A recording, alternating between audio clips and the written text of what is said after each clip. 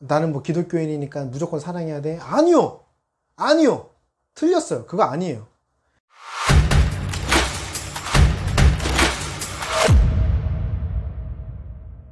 그러면 성경은 우리가 어떻게 이런 폭력적인 상황을 벗어날 수 있다고 조언하고 있을까요? 여러분, 기독교인이라고 해서 제가 앞서 말씀드린 세 가지의 현실적인 방안을 적용하지 말라는 말씀이 아니에요.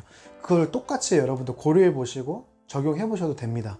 추가로 성경적인 방법도 적용해 보시면서 지금 그 어려운 상황을 더 빨리 벗어날 수 있다고 저는 믿습니다. 어찌 보면 우리 믿는 사람들의 특혜죠. 현실적인 방법도 사용하지만 하늘 아버지의 힘과 능력도 사용할 수 있는 특권을 가진 사람들입니다. 성경 시편에서 많이 발견되는 기도문 중 하나가 저주의 기도문이라는 사실 혹시 알고 계셨나요? 이 시편이라는 책은 구약에 나타나는 모든 신학, 또 신앙을 집대성한 책이라고 신학적으로 이야기하는데요. 이 시편에 많이 발견되는 기도문이 바로 저주하는 기도문입니다. 예를 들어볼게요. 시편 109편을 보면요. 109편 1절부터 10절까지. 109편은 다윗 왕이 쓴 시입니다. 내가 찬양하는 하나님이여 잠잠하지 마옵소서. 그들이 악한 입과 거짓된 입을 열어 나를 치며 속이는 혀로 내게 말하며 또 미워하는 말로 나를 두르고 까닭없이 나를 공격하였음이니이다. 나는 사랑하나 그들은 도리어 나를 대적하니 나는 기도할 뿐이라. 그들이 악으로 나의 선을 갚으며 미워함으로 나의 사랑을 갚았사오니 악인이 그를 다스리게 하시며 사탄이 그의 오른쪽에 서게 하소서. 그가 심판을 받을 때에 죄인이 되어 나오게 하시며 그의 기도가 죄로 변하게 하시며 그의 연수를 짧게 하시며 그의 직분을 타인이 빼앗게 하시며 그의 자녀는 고아가 되고 그의 아내는 과부가 되며 그의 자녀들은 유리하고 구걸하고 그들의 황폐한 집을 떠나 빌어먹게 하소서. 여러분, 이게 성경 말씀에 나와 있는 말씀이라는 거 믿겨지시나요? 그 위대한 다윗 왕도 자신이 억울하고 힘든 상황에 있을 때 하나님께 솔직하게 본인의 억울함과 또 자기를 억울하게 하는 사람들을 어떻게 벌해주세요 라고 이런 심각한 기도를 했다는 사실입니다. 다시 말하면 저주하는 기도는 말 그대로 나를 힘들게 하고 억울하게 하는 사람을 저주하는 것이 관건이 아니라요. 지금 여러분이 겪고 있는 그 억울한 상황을 솔직하게 기도를 하라는 말씀이에요. 예수님은 그러셨죠. 내 원수를 사랑하라. 뭐 오른쪽 뺨 맞으면 왼쪽 뺨도 되라. 이런 얘기를 하셨지만 그건 나중에 문제라는 거예요, 여러분. 우리는 신앙인이고 사람이기 때문에 우리는 당장에 그들을 먼저 사랑하는 것을 할 수가 없어요. 여러분, 먼저 여러분이 억울하고 그 분노가 일어나는 그 마음을 하나님 아버지 앞에 온전히 털어놓는 것이 굉장히 중요합니다. 그러니 먼저 이 억울함의 기도를 시작하십시오. 여러분의 억울함을 하나님께 다 아뢰시고 무조건 여러분이 원수를 사랑하는 것보다 이게 먼저 돼야 돼요. 이게 먼저 돼야 됩니다. 아셨죠? 하나님도 이걸 원하세요. 먼저 사랑하는 것이 아니라 궁극적으로는 그렇게 가야겠지만 먼저 여러분의 억울함을 쏟아놓으세요. 두 번째 성경의 조언은요.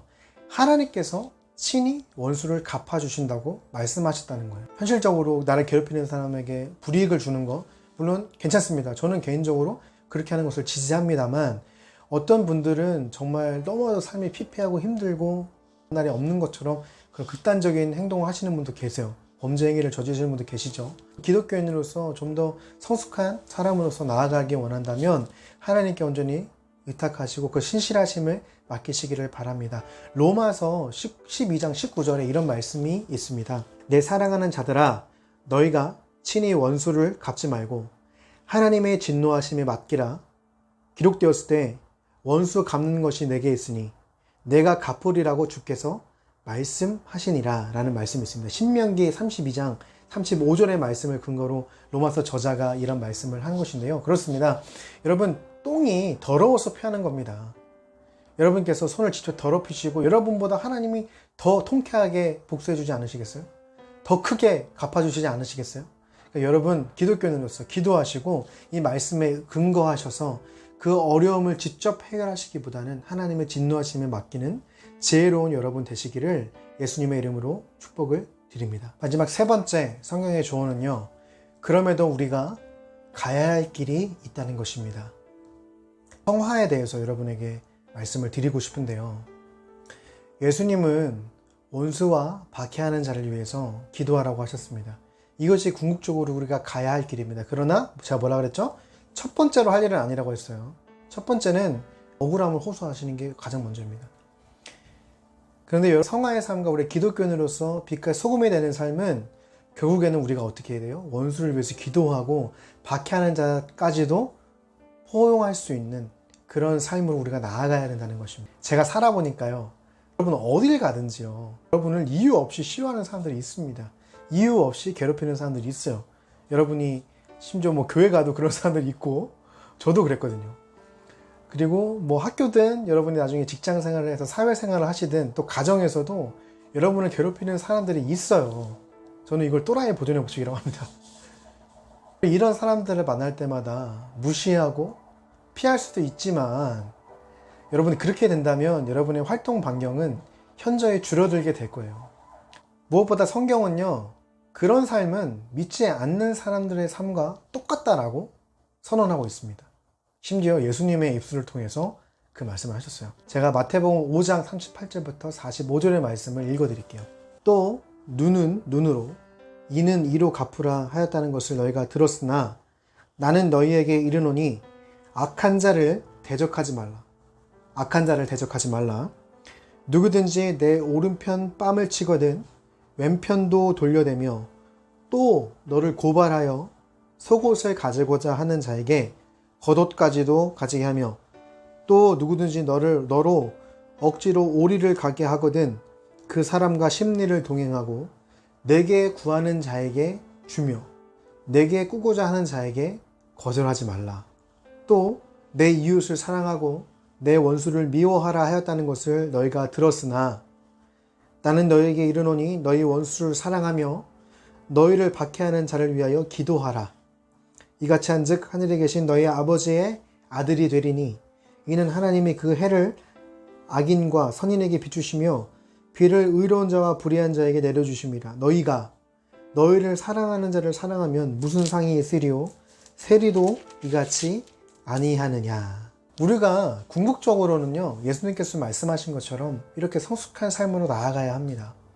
여러분 저주하고 억울함을 호소하는 그런 어린아이와 같은 신앙에 머물지 마시고, 쉬운 일은 아니에요. 굉장히 어려운 일입니다. 그래서 기독교에서는 이것을 성화라고 이야기해요. 이 성화는요, 여러분의 개인적인 노력과 어떤 거룩을 위해서 이룰 수 있는 것이 절대로 아닙니다.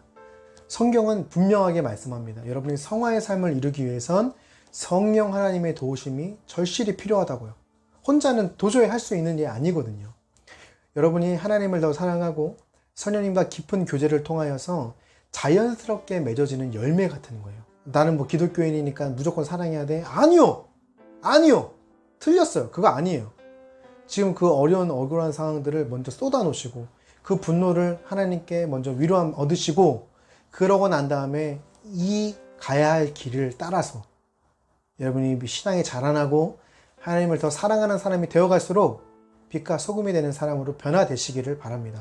성경에서 이렇게 선언하고 있기 때문에 전도사로서 여러분에게 말씀을 드립니다. 굉장히 불편하신 분들도 있을 수 있어요. 저도 이 말씀이 편하지만은 않아요.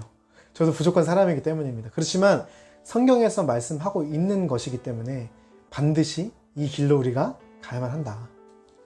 여러분, 우리 믿는 사람들은요, 모든 일들이 하나님의 뜻 안에 있다고 믿죠. 그렇죠? 필연적이고 분명히 여러분을 사랑하시는 하나님께서 역사하실 겁니다. 구약의 유명한 인물인 요셉이라는 사람이 있죠. 또 신약에서는 우리가 가장 사랑하는 예수님이 계십니다. 그 두 분도 집단 폭력의 희생자셨어요. 요셉은 가족들에게 어떤 박해를 받았죠. 노예로 팔려가서도 억울하게 누명을 쓰기도 하였습니다. 예수님은 어땠죠? 예수님도 하나님의 말씀을 전한다고 해서 가족들로부터 미친 사람 소리를 들으셨고, 또 고향 사람들로부터, 친구들로부터 배척받으시고, 결국 폭력 사태로 인해서 십자가에 못 박히시기까지 희생당하셨어요. 그런데 그 어려움을 극복하셨더니 어떻게 되셨죠? 요셉은요, 이스라엘 백성 전체를 구원하는 멋진 사람이 되었고, 또 예수님은 정말 전 인류를 구원하신 놀라운 일을 행하셨다는 것입니다. 우리 기독교인들에게 상처는요, 상처로 끝나지 않습니다. 그것을 성령님과 함께 극복해내면 일종의 무기가 되고 힘이 됩니다. 제가 그렇게 극복하였을 때 이렇게 여러분을 위해서 기도하고 위로할 수 있는 사람이 되었던 것처럼 여러분을 통하여서 지금 너무나도 힘들고 어려운 상황을 살고 계시겠지만 여러분과 똑같이 어려움을 겪었던 사람들, 또 폭력으로 인해서 눈물을 흘리는 사람들을 그 누구보다 깊이 있게 위로할 수 있는 여러분이 되실 거예요. 그렇게 함으로써 이 사회의 어두운 면들을 우리가 예수 그리스도의 이름으로 밝히고 빛과 소금의 역할을 다 감당하는 저희 기독교인들이 될 것이라고 믿어 의심치가 않습니다. 너무 힘드시죠? 정말 어떤 말로 여러분을 위로해야 할지 알 수 없습니다만 우리 성령님께서 여러분의 편이 되어주시고 여러분의 힘이 되어주시기를 간절히 기도합니다. 어려운 것도 있으시다면 저희에게 저희 메일로 사연 보내주시고 제가 이메일로 또 답장을 드리고 여러분을 위로하길 원합니다. 같이 중보기도 하면서 이 어려움을 같이 동참하고 또 극복해 나가는 저희가 되었으면 좋겠습니다. 그것을 위해서 저희 채널이 존재하는 것입니다. 저희를 많이 활용해 주셨으면 좋겠고요. 여러분 이 어려움을 잘 극복하시고 하나님의 용사로 이 세상을 변화시키는 더 아름다운 사람들로 변화되시고 또 더 기쁨과 감사로 넘치는 삶으로 변화되어 가시기를 예수님의 이름으로 축복드립니다.